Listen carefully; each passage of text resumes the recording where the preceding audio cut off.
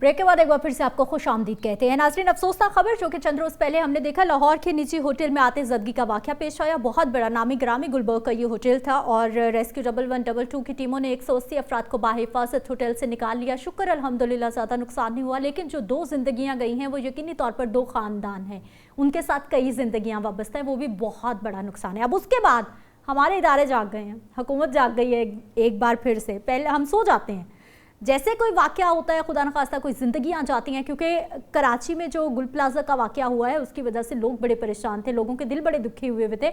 और जैसे लाहौर में ये वाक़या हुआ है तो एकदम से हमारी हुकूमत जाग गई, हमारे इदारे जाग गए और ऑर्डर पर ऑर्डर आना शुरू हो गए, नोटिस जारी। अब नोटिस क्या हुए? एक तो ये हुआ है जी, लाहौर का जो होटल है उसके मालिक समेत 6 अफराद के खिलाफ मुकदमा दर्ज कर लिया गया है। और दूसरी खबर यह है कि 3 मंजिला जितनी भी इमारतें हैं उन पे लोहे की सीढ़ी लगाना लाजिम, वहाँ पे फायर हाइड्रेंट्स, फायर सेफ्टी आलात जितनी भी बिल्डिंग्स हैं वहाँ पर होना लाजिम है। अब मेरे जहन में जो सबसे बड़ा सवाल आ रहा है वो ये आ रहा है कि लाहौर के निजी होटल में जो आते ज़दगी हुई, जो होटल का अमला था या फिर 6 अफराद थे, उनके खिलाफ तो मुकदमा दर्ज हो गया। जो मुतलका इदारे हैं, जो मुतलका अफसरान हैं, जो मुतलका मुलाजमीन हैं, उनके खिलाफ मुकदमा क्यों नहीं दर्ज हुआ? मुकदमा तो उनके खिलाफ भी बनता है, मुकदमा तो LDA के अफसरान के खिलाफ भी बनता है कि आप क्यों सो रहे थे भाई? आपकी जिम्मेदारी है कि किसी भी होटल में जो फायर हाइड्रेंट्स हैं या फिर सेफ्टी आलात हैं उनको यकीनी बनाना। आपको तनख्वाहें इस चीज़ की मिलती हैं।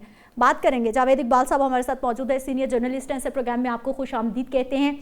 जावेद साहब, होटल वालों के तो 6 अफराद पे मुकदमा दर्ज हो गया, किसी अफसर, किसी मुलाजिम, किसी हुकूमती बंदे, किसी की कोई जिम्मेदारी नहीं, किस चीज़ की तनख्वाहें ले रहे हैं सर ये?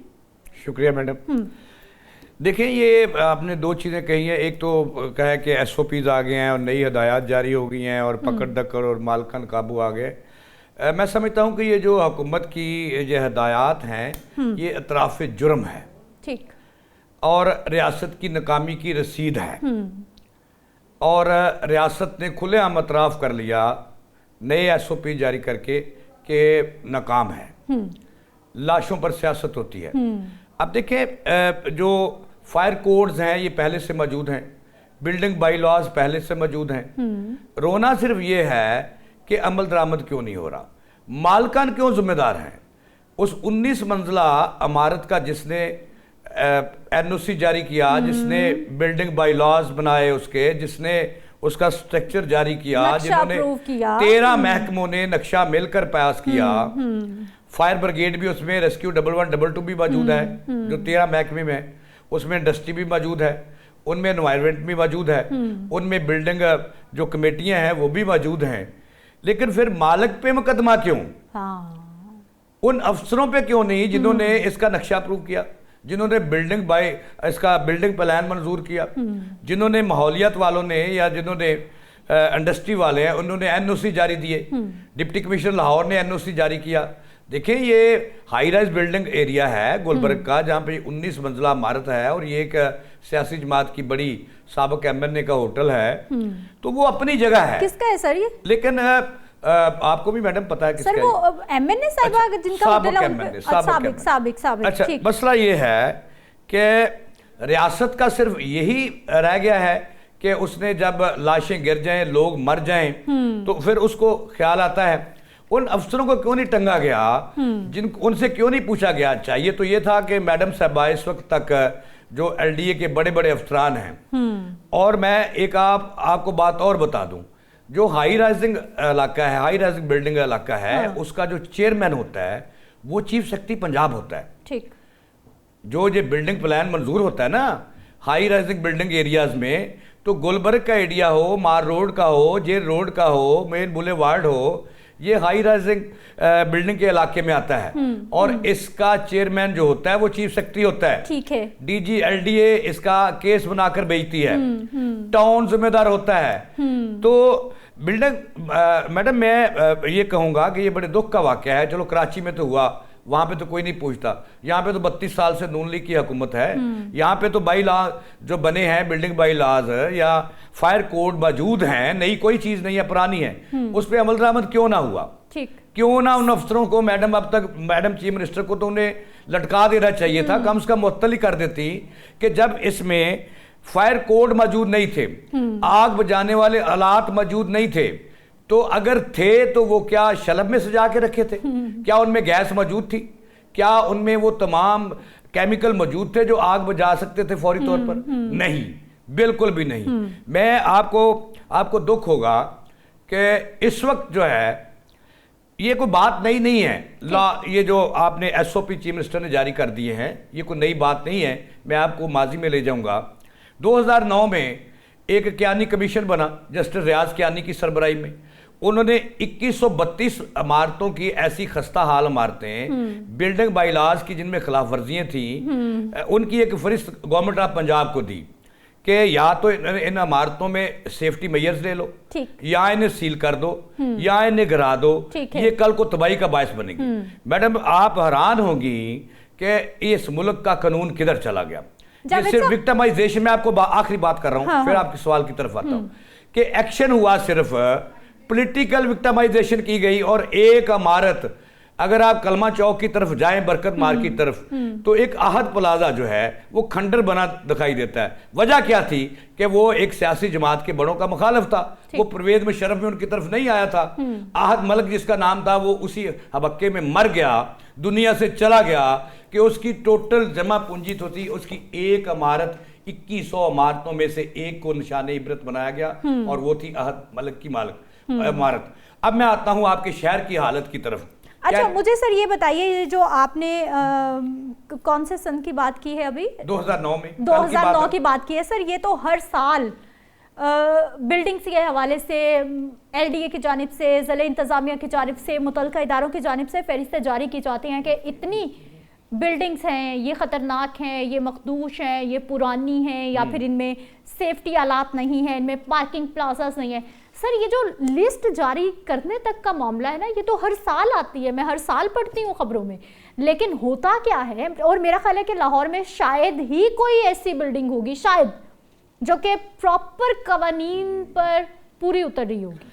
अच्छा, जब मैं एक और बात मेरी रह गई थी, ये इसी एसओपी जो चीफ मिनिस्टर ने जारी की है, अच्छी बात है, अच्छी बात है, अच्छी बात है। मैं 3 दफा कहता हूँ अच्छी बात है कि किसी तो कुछ करना है, लेकिन यहाँ पे लाशें पहले गिरती हैं, कमेटियां बाद में बनती हैं, और फिर वहां पे तमाशा जो होता है, नोटिफिकेशन बाद में आते हैं। क्यों मैडम? इस वक्त मैं आपको लाहौर की सूरत बता दूं, मैंने एक रोजनामा पाकिस्तान में एक स्टोरी ब्रेक की है 3 दिन पहले, उसमें बाद में आग लगी है इस होटल में।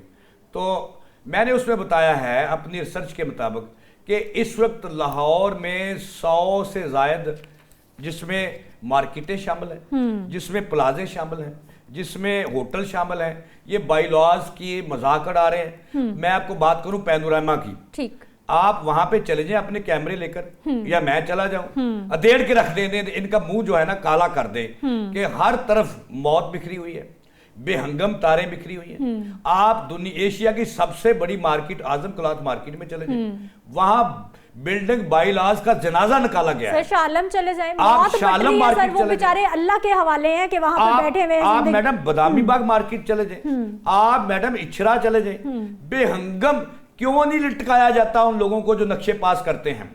क्यों नहीं पूछा जाता उन लेस्को वालों को, वापडा वालों को कि ये मुल्क जो है ये इस गरीब आवाम का मुल्क है, ये मर जाएंगे तो फिर हमें होश आएगी। सर मरने पे भी तो नहीं ना आ रही, ठीक है। ये कौन सा पहला वाकया हुआ है? आप ये देखिए गुलबर्ग के कितने प्लाजास में आग लगी, बड़े बड़े प्लाजास में लगी। खून के आंसू दिल रो रहा है कि मैं थोड़ा सा माजी में आपको ले जाऊंगा।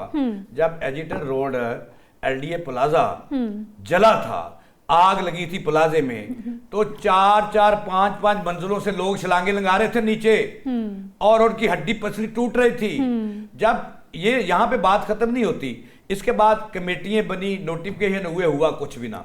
उसके बाद जनाबे वाला आप कहें कि सेशन कोर्ट के करीब दूसरी बड़ी आग फिर एलडीए प्लाजा में लगी, वहां पे भी हर चीज, ये इतनी पुरानी बात नहीं है, बड़े कल की बात है, बड़े डॉक्यूमेंट और बड़े कागजात जले थे उस आग में। जनाबे वाला हफीज सेंटर जलकर राख हो गया, उसके बाद पेस जलकर राख हो गया। हमने सबक नहीं सीखा सर? गुलबर्ग का पेस जला, लिंक रोड का पेस जला, हमने सिर्फ ये नोटिफिकेशन तक बात रखनी है।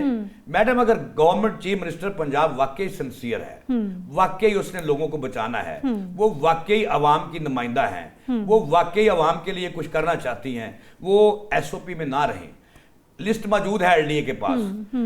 मेट्रोपॉलिटन कॉर्पोरेशन का जो प्लानिंग डिपार्टमेंट है उसमें ये मौजूद है। लें और टंगे उन लोगों को, 10 इबरत का निशान ऑफिसर बना दें तो ये मसला हल हो जाएगा। सबसे पहले तो इन सारे इदारों के बड़ों को एफआईआर में नामजद करें ना, इनके भी नाम शामिल करें ना एफआईआर में पहले। एलडीए मौजूद है, ठीक, लोकल गवर्नमेंट मौजूद है, सेक्रेटरी लोकल गवर्नमेंट मौजूद है, सोशल वेलफेयर डिपार्टमेंट मौजूद है, अब एनवायरमेंट मौजूद है, डिप्टी कमिश्नर मौजूद है, 10 जोन मौजूद हैं। सबको एक प्लेटफार्म पे इकट्ठा करें और उनसे पूछे कि जब से ये वाकयात हो रहे हैं आपने कितनी बिल्डिंगें सील की। और ये देखें, दूसरी बड़ा रोने की बात मैं आपको एक और बता दूं, हर इमारत में, हर बिल्डिंग में, हर प्लाजे में स्टील की सीढ़ी मौजूद है, ठीक, और 3-3 वे हैं उतरने के लिए, 3-3 सीढ़ी मौजूद हैं। अब वहां पे जो फायर कोड है वो मौजूद हैं। अब अमल दरामद इन पे क्यों नहीं हो रहा? जो आले लगे हैं आग बुझाने के, जो हर इमारत में सुर्ख रंग के 6-6 मेन गेटों पे और आगे लगे हैं, क्या कभी हमने चेक किया कि उनमें गैस मौजूद है आग बुझाने वाली? नहीं सर, वो तो वैसे टंगे हुए हैं बस के। क्या हमने मौजूद किया कि खाली बाल्टियां रखी हुई हैं इसमें रेत मौजूद है? No no no no no. अभी कभी हमने ट्रेनिंग दी कि इन आग बुझाने वाले आलों को इस्तेमाल कैसे करना है? नहीं, बिल्कुल नहीं। मतलब ये हुआ कि हमने नंबर बनाने हैं, हमने नोटिफिकेशन जारी करने हैं, हमने कवानीन बनाकर छोड़ देने हैं, हमने वोट बैंक में इजाफा करना है। अवाम की जान की कीमत 0 है, मरते हैं तो मरे। एक वाकया होता है, 2-3 दिन बाद मीडिया ने भी शोर मचाया और हुकूमत भी इधर उधर हुई, उसके बाद बंद हो गया। इतनी कहानियां हैं, इतने वाकयात हैं, एक बात पे अभी खबर पे बात कर रहे होते हैं, अगले दिन कोई नया तमाशा, अगले दिन कोई बड़ी नई खबर, अगले दिन कोई नया सान्या हमारा इंतजार कर रहा होता है। मुझे सर ये बताइए कि जो पुरानी बिल्डिंग्स है, जो आपने कहा कि मैंने भी कहा कि हर साल ही रिपोर्ट आ रही होती है, चले सर हमसे उनका तो कुछ नहीं हो सका, वो तो गैर कानूनी तौर पर जैसे तैसे करके चल रही हैं, उनको तो हमने नहीं पूछना। सर जो नई बिल्डिंग्स बन रही हैं, और अब तो हाई राइज बिल्डिंग्स बनाने का एक तरह से ट्रेंड शुरू हो गया है, कराची लाहौर के नक्शे कदम पे चल रहा है, हाई राइज बिल्डिंग्स को बड़ा सपोर्ट किया जा रहा है। सर जो नई बिल्डिंग्स बन रही हैं, क्या उन पे तमाम बिल्डिंग बायलॉज का ख्याल रखा जा रहा है, SOPs का ख्याल रखा जा रहा है, इन तमाम हिफाजती चीज़ों का ख्याल रखा जा रहा है नई बिल्डिंग्स पे? जी, अच्छी बात, अच्छा सवाल है। देखें, कल भी ख्याल नहीं रखा जा रहा था, आज भी नहीं है। पैसे दें, जहाँ और सी मर्जी पावे 52 मंजिला में इमारत जो है उसका नक्शा पास करवा लें। अब लाहौर में निकल जाए मैडम, नई नई इमारतें बन रही हैं, वहाँ पे आग बुझाने का कोई सिस्टम मौजूद नहीं है। अब जे रोड पे 23 मंजिला इमारतें बन रही हैं, ढांचे खड़े हैं, वहाँ पे कोई आग बुझाने का बंदोबस्त नहीं है, लोगों को इमरजेंसी वहाँ से निकालने का बंदोबस्त नहीं है। वहाँ पे इन्होंने जो नए बिल्डिंग बाई लॉज थे उसमें इन्होंने कहा कि पानी के हौज ज़ेरे ज़मीन बनेंगे और वो लिंक करेंगे हर जो मंजिल है उस पर, तो क्या मौजूद है? नहीं मौजूद हैं। और सेटबाक रखे गए हैं इमारतों के इर्द गिर्द, वहाँ पे मौजूद नहीं है। और यहाँ तक कि जो पार्किंग एरियाज हैं वहाँ पे भी इमारतें खड़ी कर दी गई हैं। रोना इस बात का है कि कोई इस कौम से मुखलस नहीं है, सिर्फ नंबर बनाते हैं। जब बंदे मर जाते हैं, लाशें गिर जाती हैं, तो ये हरकत में आते हैं। चंद दिन चाय पानी चलता है, मीटिंग्स होती हैं और फिर ठप। तो मैं तो फिर मरीम नवाज साहबा से दरख्वास्त करता हूँ और कहता हूँ कि अगर वाकई इस कौम से मुखलस हो, वाकई पंजाब को बदलना चाहती हो, तो अमली इकदाम करें। ये फर्जी ना करें। फर्जी तो पहले भी बाईलाज मौजूद है, बिल्डिंग कोड्स मौजूद हैं, फायर कोड्स मौजूद हैं, हर बड़े प्लाजे में अमल दरामद करें ना, अमल दरामद करवाएं। अमल दरामद नहीं है, नीयत का फतूर है। अच्छा जावेद साहब, मेरी बात सुने सर, इस वक्त जो सरकारी इदारों का हाल हो चुका है ना, हमने पहले वो अपनी पंजाब पुलिस की वर्दी बदली, अब फिर हमने ये सिटी ट्रैफिक पुलिस की वर्दी बदल दी है। बस हमने वर्दियां ही बदलनी है या फिर अपने इदारों के लोगों के रवैये भी बदलने हैं? सर ये जितनी भी चीज़ें हैं ना, ये मेरा ख्याल है कि कोई भी जब बिल्डिंग कंस्ट्रक्शन की तरफ जाएगा, अगर इदारे उनको आसानी फराहम करें तो मेरा ख्याल है वो इन सब चीज़ों का ख्याल रख लेंगे। लेकिन इदारों में जाकर वो जलालत होती है, वो खवारी होती है कि आपको अपना जायज़ काम करवाने के लिए भी रिश्वत देनी पड़ती है। जी, आपने सही कहा। मैं 2-3 मिसालें आपको दूंगा, आपको बात सारी समझ आ जाएगी। देखिए, इस वक्त चीफ मिनिस्टर हाउस के दरवाजे जो हैं वो आम लोगों के लिए बंद हैं। सर सेक्रेटेरिएट में दाखिल ही नहीं हो सकते, चीफ मिनिस्टर हाउस कैसे जाना है? बंद हैं। हाँ। डिप्टी कमिश्नर के दरवाजे बंद हैं, कमिश्नर के दरवाजे बंद हैं, अरकान असेंबली और साबिक लोकल गवर्नमेंट के जो लोग हैं वो रो रहे हैं कि हम फरियाद किसके पास किसके लेके पास जाएं, लेकर 10 जाएं। बंदे सुबह चला रहे हैं। अब जब दरवाजे बंद होंगे, मशावरत नहीं होगी, तो गरीब बंदा कहाँ जाए? कोऑर्डिनेशन महकमों में है नहीं है, टोटली नहीं है कोऑर्डिनेशन, सिर्फ नंबर बनाए जा रहे हैं, नीयत का फतूर है और कोई काम नहीं हो रहा, लोग मर रहे हैं। मैं आपको एक बात और बताऊं कि इस वक्त अगर आप लेस्को के दफ्तरों में जाएं तो वहां इतना जुल्म हो रहा है लोगों के साथ, इतना जुल्म हो रहा है कि उन्हें एक्सेस बिल्डिंग दी जा रही है, बिल्डिंग उनको बिल डाले जा रहे हैं, उनके मीटर उतारे जा रहे हैं। अब पुलिस को आपने इतना बेलगाम कर दिया है कि ट्रैफिक पुलिस तो अब किसी की बात सुनने के लिए तैयार नहीं कर गरीब की। अगर किसी के पास मैं दावे से कहता हूं, अगर चीफ मिनिस्टर को शक हो तो मैं सबूत देने के लिए तैयार हूं, ऑन एयर कह रहा हूं कि अगर किसी के पास कागजात पूरे हैं, लाइसेंस भी है, ड्राइविंग लाइसेंस है, उसकी रजिस्ट्रेशन बुक है, उसने हेलमेट पहना हुआ है, पुलिस फिर भी नहीं छोड़ती। आखिरी बात ये होती है कि जी आपने ये 2 किलो जो किन्नू थे ये मोटरसाइकिल की टैंकी पे क्यों रखे, उस पे भी 5000 का चालान, ओवरलोडिंग हो गई सर। ठीक है। तो ये जुल्म नहीं मैडम मनीर, ये जुल्म नहीं तो क्या है? इसका जवाब किसने देना है? कोई इसका जवाब देने के लिए तैयार नहीं है। लोग अरकान असम्बली के पास जाते हैं तो वो कहते हैं हम बेबस हैं, वो अफसरशाही के पास जाते हैं तो उन्होंने दरवाजे बंद कर रखे हैं। चीफ मिनिस्टर हाउस सर गरीब के लिए ही कानून पे अमल दरामद करवाना है, मरता भी गरीब है, कानून भी उसके लिए है, बड़ों के लिए तो कानून ही नहीं है। आप चीफ मिनिस्टर हाउस कोई फरियाद लेके जाता है, वहां कंप्लेंट सेल उन्होंने बनाया हुआ है, वहां भी आवाम नहीं घुस सकती कि सिक्योरिटी भैया, सिक्योरिटी जो है वो सिक्योरिटी की वजह से आप रिस्क है, सिक्योरिटी गरीब बंदे को तो सिक्योरिटी रिस्क करार दिया जा रहा है। अब आवाम जाए तो जाए किधर?